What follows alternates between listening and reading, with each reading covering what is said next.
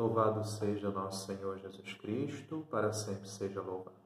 Meus queridos irmãos e irmãs, então, como eu prometi no outro vídeo, vamos dar início a esse nosso momento de estudo do Catecismo da Igreja Católica e aproveitar esse momento que estamos em isolamento social para poder encher o nosso coração e mente do amor de Deus, relembrando, recordando e conhecendo um pouquinho mais sobre o fundamento da nossa fé católica, né? Quanto mais se conhece, mais se ama. Mas antes disso, vamos rezar pedindo a luz de Deus para que nos ilumine, abra o nosso coração e mente. Vamos fazer a oração de São Tomás de Aquino, pedindo a Deus a graça da luz nos estudos. Em nome do Pai, e do Filho e do Espírito Santo. Amém. Criador inefável, vós que sois a fonte verdadeira da luz e da ciência, derramai sobre as trevas da minha inteligência um raio da vossa claridade. Dai-me inteligência para compreender, memória para reter, facilidade para aprender, sutileza para interpretar e graça abundante para falar. Meu Deus, semeai em mim a semente da vossa bondade. Fazei-me pobre sem ser miserável, humilde sem fingimento, alegre sem superficialidade, sincero sem hipocrisia, que faça o bem sem presunção, que corrija o próximo sem arrogância, que admita a sua correção sem soberba, que a minha palavra e a minha vida sejam coerentes. Concedei-me verdade das verdades, inteligência para conhecer-vos, diligência para vos procurar, sabedoria para vos encontrar, uma boa conduta para vos agradar, confiança para esperar em vós, constância para fazer a vossa vontade. Orientai, meu Deus, a minha vida, concedei-me saber o que me pedis, e ajudai-me a realizá-lo para o meu próprio bem e de todos os meus irmãos. Amém. Bom, como eu havia dito anteriormente, estou aqui com o computador, do meu lado, com o Catecismo da Igreja Católica. Antes de iniciarmos propriamente o estudo da última parte do Catecismo, que é sobre a oração, eu gostaria de vermos um pouquinho nesse vídeo sobre o prólogo do Catecismo. Prólogo, prefácio, introdução, é a mesma coisa. A introdução de um livro, de uma obra, ela nos dá os caminhos que serão seguidos naquela obra, naquele estudo, né? Então aqui nós temos, digamos assim, no caso do Catecismo da Igreja Católica, um resumo desse compêndio, desse resumo que é o próprio Catecismo da Igreja. Pois bem, o prólogo do Catecismo da Igreja Católica, se vocês tiverem com o texto aí em mãos, ou no computador, o texto, o livro, do Catecismo, ele está dividido em 5 ou 6 partes. 6 partes. Isso. A primeira parte fala um pouquinho sobre a vida do homem, que é amar e conhecer a Deus. A segunda, sobre transmitir a fé, que é a catequese. A terceira parte, a finalidade e os destinatários do Catecismo da Igreja Católica. A quarta, estrutura deste catecismo. E a quinta, indicações práticas para o uso do Catecismo da Igreja Católica. E a 6, adaptações necessárias quando se vai estudar o Catecismo de acordo com cada cultura, cada país, cada língua. Eu não vou ler tudo que está aqui, como nós provavelmente vamos fazer quando formos estudar a última parte do Catecismo, mas eu vou trazer aqui elementos fundamentais que vão ser depois esmiuçados, tratados de forma melhor em todo o Catecismo da Igreja Católica. Então vamos lá, vamos pegar a primeira parte do prólogo, que fala sobre a vida do homem, conhecer e amar a Deus. Vocês sabem que o Catecismo da Igreja Católica, embora haja essa divisão de partes, depois cada parte tem seus capítulos, tem seções, cada seção tem os capítulos, cada capítulo tem seus parágrafos.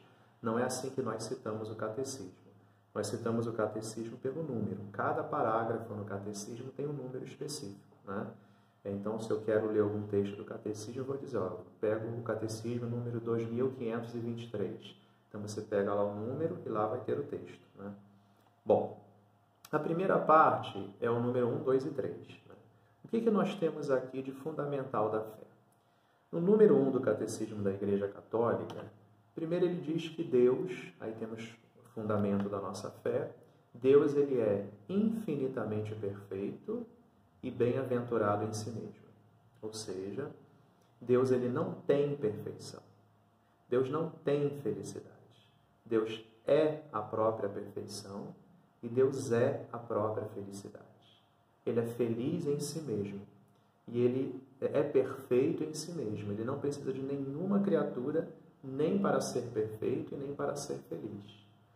Ora, mas nós de vez em quando em nossas orações, conversas, não dizemos que Deus fica feliz conosco, com certeza. Mas não tem problema falar isso desse jeito, porque é um jeito de falar, porque a nossa linguagem é muito limitada. Pensem que Deus ele é muito grande para que nós possamos conseguir abarcar, compreender Deus em sua totalidade. Então, a nossa própria linguagem humana ela é muito limitada quando nós vamos falar de Deus, né? Então, não tem problema nós falarmos isso. Deus está feliz com a minha oração, Deus está feliz porque eu consegui ser fiel a Ele, estou procurando trilhar o caminho direitinho. Não tem problema falar isso. Como eu disse, é uma linguagem que brota do nosso coração. Mas nós precisamos entender de outro lado que Deus basta-se a si mesmo. Deus, sem nós, continuará sendo Deus. Agora, nós, sem o nosso Deus, não seremos absolutamente coisa alguma, né? Então, Deus ele é perfeito em si mesmo. Deus ele é feliz em si mesmo. E Ele nos criou. Diz aqui que Ele nos criou por pura bondade. Ele não é egoísta. Ele nos criou para que nós o fizéssemos felizes.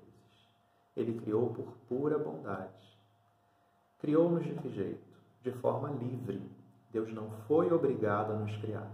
Ele criou-nos porque Ele quis criar, livremente. Mas para que Deus nos criou em bondade?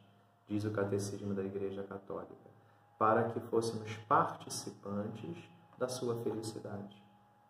Deus quis que nós, suas criaturas, que pelo batismo nos tornamos seus filhos e filhas, participássemos da sua felicidade. Por isso, Deus está sempre próximo do ser humano. Por quê? Deus nos chama para essa felicidade constantemente, mas é Ele que vem ao nosso encontro. Ele nos ajuda, diz o Catecismo da Igreja Católica. Nos ajuda a procurá-lo, nos ajuda a conhecê-lo, nos ajuda a amá-lo. Nós não temos condições de amar e conhecer a Deus por si mesmo. É preciso que Ele venha primeiro ao nosso encontro, para que nós tenhamos capacidade de ir ao seu encontro. Já a Sagrada Escritura, em vários textos, nos alertou sobre isso. Deus primeiro vem ao homem, para que o homem, com o coração aberto, tenha condições de ir até Deus. É o que o Catecismo está reforçando para nós hoje, né? Então, diz o Catecismo, ele convoca todos os homens que não conseguem mais viver unidos por causa do pecado que veio habitar no meio deles. O pecado nos desune. O pecado cria uma desunião interna dentro do nosso coração, mas ele cria também uma desunião externa na nossa vida em sociedade, né?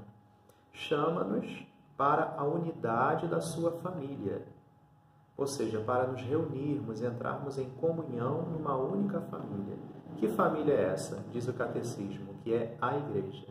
Olha que definição bonita de igreja. A igreja é a família de Deus, congregada na unidade de Deus, e diríamos nós, na unidade do Espírito Santo. Deus, então, envia o seu Filho, que é Redentor, Salvador, e nesse Filho, e através desse Filho, Ele chama todos os homens e tornam esses homens os seus filhos adotivos na força do Espírito Santo. Através de qual sacramento?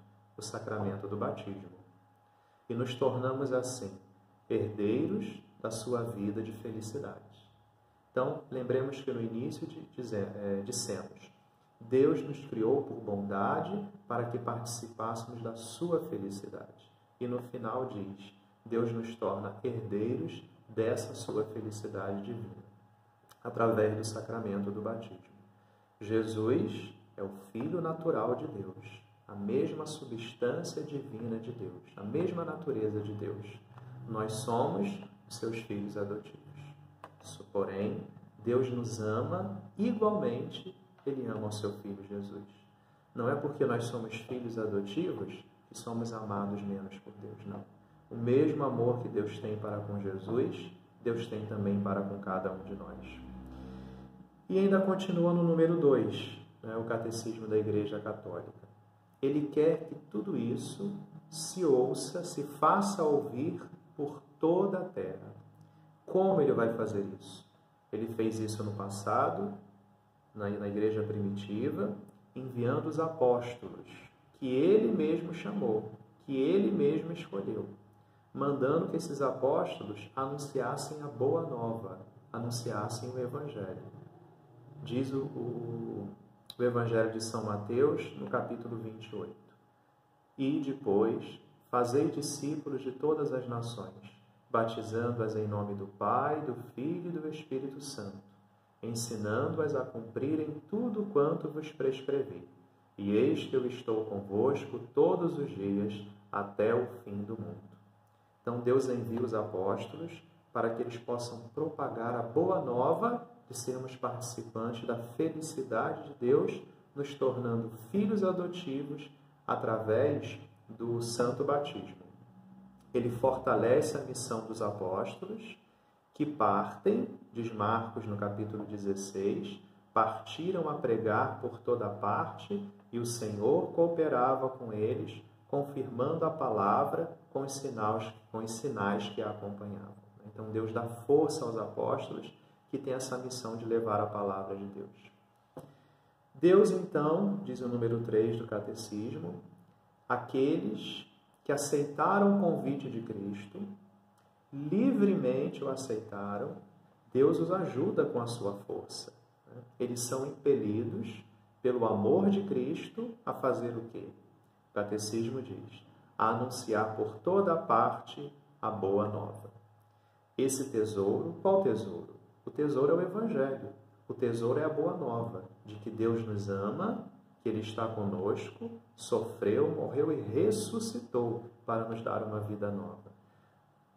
Os apóstolos e a igreja como um todo é chamada a transmitir esse tesouro da fé de geração em geração, anunciando essa fé, anunciando essa verdade. E vivendo essa fé também, porque não basta anunciar a fé. É preciso anunciá-la, mas é preciso também testemunhá-la. E de que modo podemos testemunhar essa fé? Diz o Catecismo da Igreja Católica no número 3. Vivendo a partilha fraterna e celebrando essa fé na liturgia e na oração. Vejam que bonito, que simples, mas ao mesmo tempo que profunda essa reflexão do Catecismo, só no início, nos 3 primeiros números, né? Nós, conhecendo essa fé que Deus nos deu, o tesouro, que é o seu Evangelho, a sua boa nova, a boa nova de que nós podemos participar da felicidade de Deus, mesmo vivendo momentos difíceis, nós somos chamados a partilhar essa fé numa partilha fraterna, ou seja, numa partilha entre irmãos. Lembremos que no número 2 do Catecismo da Igreja Católica, disse que a Igreja é a família de Deus. E nós somos chamados a viver essa unidade da família de Deus. E devemos não só partilhar essa fé, mas devemos celebrá-la também na liturgia. A Santa Missa, os sacramentos, mas também devemos celebrá-la na oração. Seja a oração pessoal, seja a oração comunitária. Olha, esse tempo de pandemia está nos dando a possibilidade de celebrarmos essa fé que recebemos pelo batismo, que foi confirmada pelo sacramento da Crisma, dentro de nossas casas, por exemplo. Seja pessoalmente, seja através da oração em família, né? Então, nós continuamos celebrando a fé. A celebração da fé vai muito mais do que as paredes de uma igreja podem dizer para nós, né? Claro, todos nós gostaríamos de estar o padre celebrando com as suas ovelhas e as ovelhas celebrando com o seu pastor ali fisicamente próximos. Infelizmente, o tempo não nos permite esse momento. Vamos rezar para que tudo isso passe. Logo, para que possamos estar juntos. Mas enquanto não é possível, nós podemos sim celebrar a nossa fé, dentro de nossas casas, com a nossa família, sozinhos. Então, peçamos que a luz do Espírito Santo possa nos iluminar, nos fortalecer. Olha, quanta coisa bonita o Catecismo da Igreja Católica nos fez compreender, nos fez relembrar. Então, no próximo vídeo, eu vou continuar falando um pouquinho sobre o prólogo. Vamos ver se eu consigo fazer um vídeo só sobre todo o restante, né? Pegando os pontos principais. Louvado seja nosso Senhor Jesus Cristo, para sempre seja louvado. Fique em paz, que o Senhor esteja na vida, na família de cada um de vocês.